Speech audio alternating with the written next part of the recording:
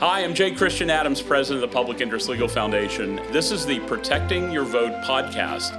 For more information, you go to publicinterestlegal.org. With us today is an esteemed guest here in the studio, John Malcolm, who is the vice president at the Institute for Constitutional Government at the Heritage Foundation, also the executive director of the Meese Center. Just director, but that's fine. Right, but thank you for joining us, John. It's my pleasure. It's great to be here. So glad to have you here. I am thrilled because you know more about what we're going to talk about than most people.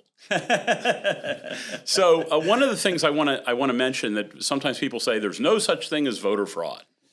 You've heard that. I have. And not true, right? Right. And if I were to try to find a way to prove that it's not true, one of the places I like to go, like you to talk about, is the Heritage Foundation as a voter fraud database. That's right. And actually, it's interesting that you begin our discussion that way, because I was doing a debate several years ago at the National Constitution Center against a well-known liberal activist lawyer. And the topic of voter fraud came up.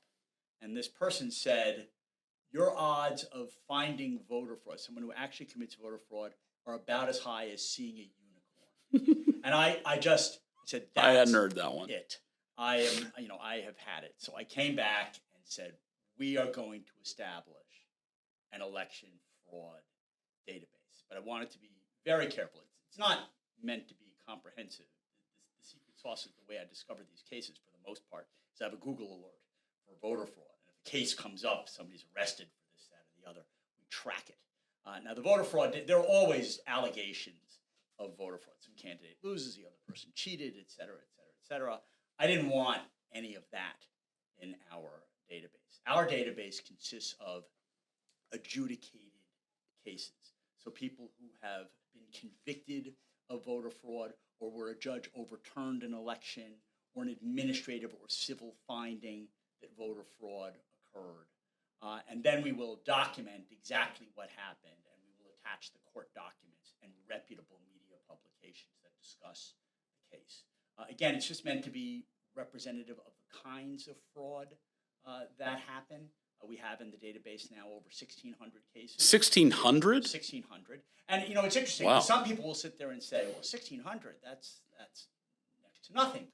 There are millions of people who vote. That's an infinitesimally small number. And I'll sit there and say, you can make that argument if you want to, or you can argue on the other side that because of all the vulnerabilities in our system, it's likely the tip of the iceberg.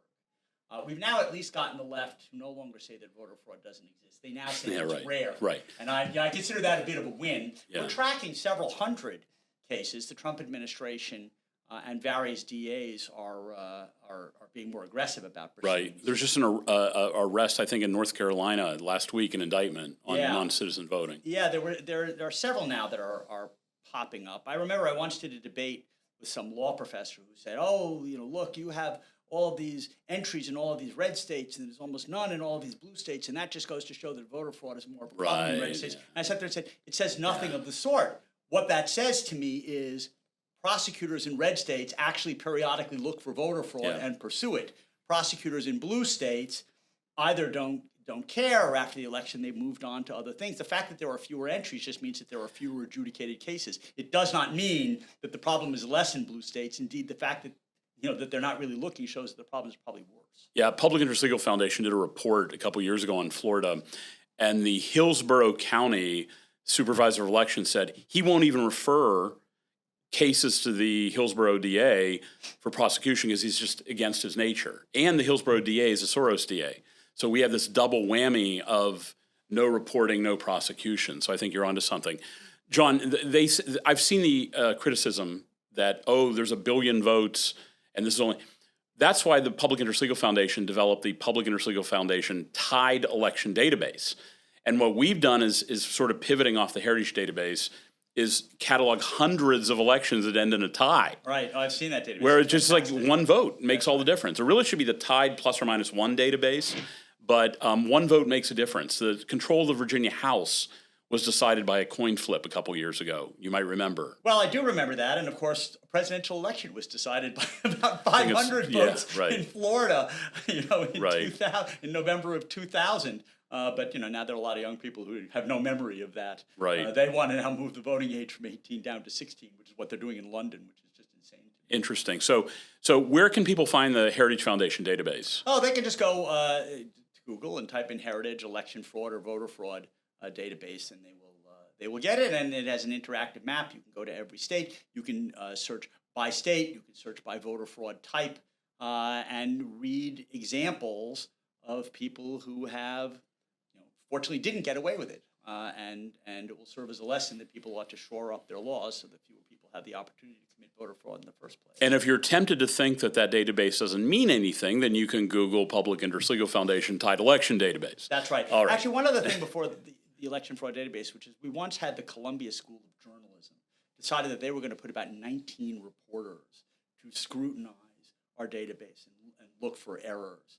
And I'm proud to say that they didn't, with one exception, which is they contacted me and said, you have one entry that actually has 5 people listed. It's not an individual entry. It's got 5 people. I said, congratulations. You have discovered that there are actually 4 more cases of voter fraud that we did not break out. Right. But they tried desperately to find any errors in that database. That could open up a whole nother podcast topic one day is why would the Columbia School of Journalism unleash all of the resources to try to do that? But that will take us down a wild road of things like PolitiFact and all the other debunking exercises go out there.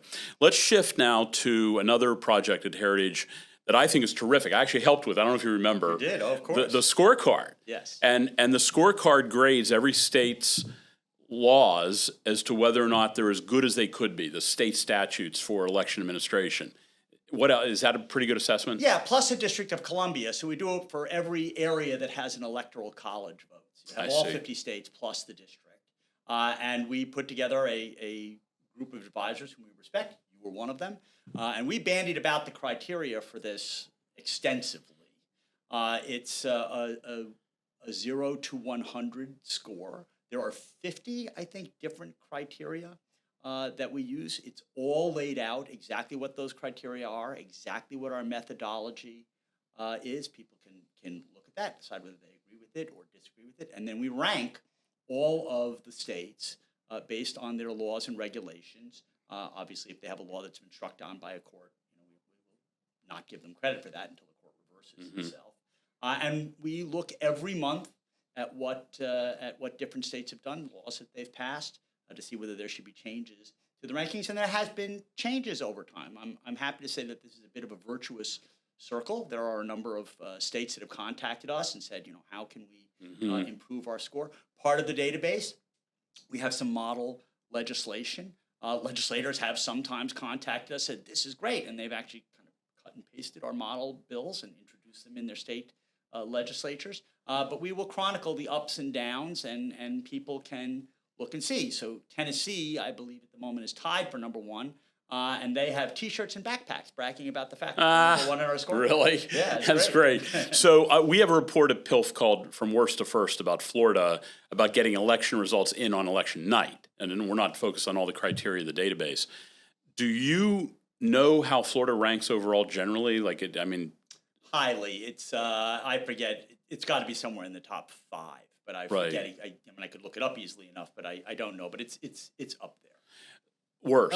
One other thing. We are, again, chronicling the laws and regulations. I hasten to add that a law is only as good as the people who enforce it. We've had some people come back and say, well, there's voter fraud here, and you give it a high ranking. How can that be? Well, their laws are pretty good. You still need to be able to hold public officials accountable for enforcing those laws.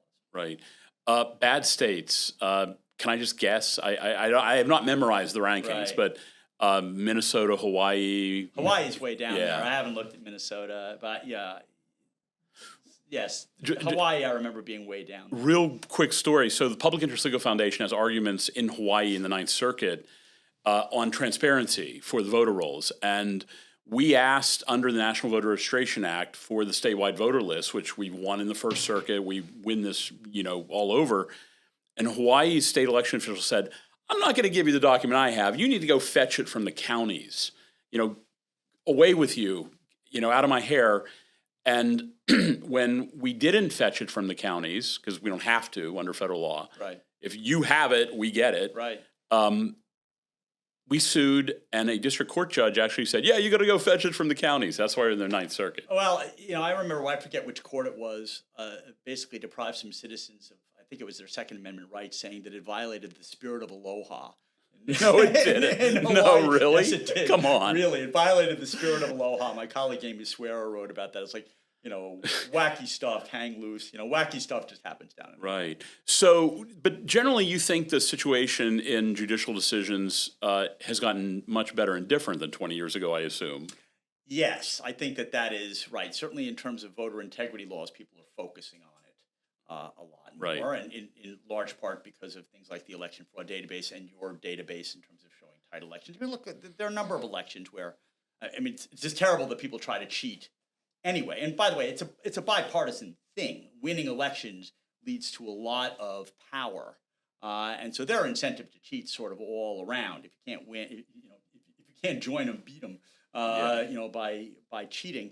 But there are a lot of very, very close elections, and they make a huge difference in terms of who's going to be making laws and enforcing those laws. And basically, if people don't feel comfortable casting their ballot, thinking that it's going to be diluted or negated by a fraudster, they're going to lose faith in the system. They're not going to bother.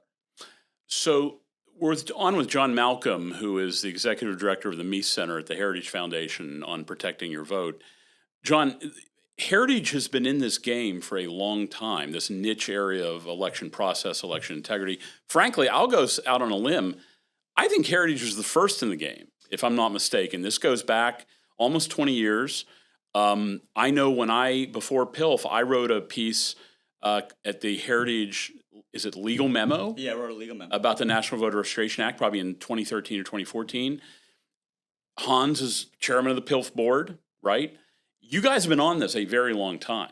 Yeah, well, Hans and I go back literally over half of our lifetimes. We were very, very good friends in Atlanta, Georgia, when we lived there. Hans was the chairman of the Fulton County Republican Party, and I was one of his vice chairs. He asked me to be, and he was all over election law then. When I got a job in the Bush administration as a political appointee to the Department of Justice, I actually reached out to the guy who was going to be the head of the Civil Rights Division and said, if you want somebody who is, has great integrity and knows election laws, Hans von Spakovsky is your guy.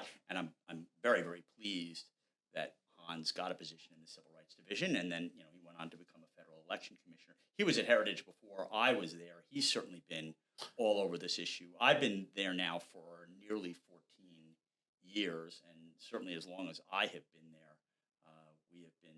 it's been a priority area for us. And it seems to remain so, which is good. But the importance of experience and getting it right in this space is essential, right? Yes. And I would submit that some courts are becoming more jaded about these issues after what happened in 2020. That makes it difficult when you do have it right, like when you get the case right, and you have to kind of have that headwind against you. But Heritage has been doing this in the election integrity space when nobody else was for a long time, actually. Literally nobody. No, I think that's right. And that's why I was saying, for example, how proud I am about the fact that the Columbia Journalism School looked at all of this and they couldn't find any errors.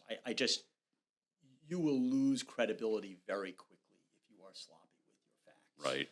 And in this space in particular, particularly when people are going up, it's a hoax, it's the other, and the big lie. And we'll give you facts. We can then have a robust dispute about what those facts mean, but we'll give you facts. And if we're going to use some subjective factors to rank states, or they're not subjective factors, they are objective factors, they're what we think you need to look at in order to evaluate states, we will be transparent about it. You can look at it, you can decide for yourself, you can argue about whether those are the right factors or the wrong factors, but we're going to be upfront about what it is that we're doing. Right. Well, listen, John, it has been a pleasure to have you on. Delightful to darken our doorstep down here at the actual studio. I've been at the Heritage Studio, which is also very nice, brand new. I'm happy to return the favor. Yeah, let's do it. Let's just keep going back and forth. So thanks for your time. Where can people learn more about what your work is? Oh, they can go to heritage.org and put in my name, John Malcolm, Malcolm. I suppose that they can follow me on Twitter at Malcolm_John. Or they can, if they want to talk to me about something, I'm generally approachable. They can just send an email to Heritage. It'll find me. Great. Terrific. Thanks for joining us. J. Christian Adams, this has been Protecting Your Vote. Don't forget down below if you do this or that, like, dislike, and subscribe. For more information, go to publicinterestlegal.org. Until next time, it's Protecting Your Vote.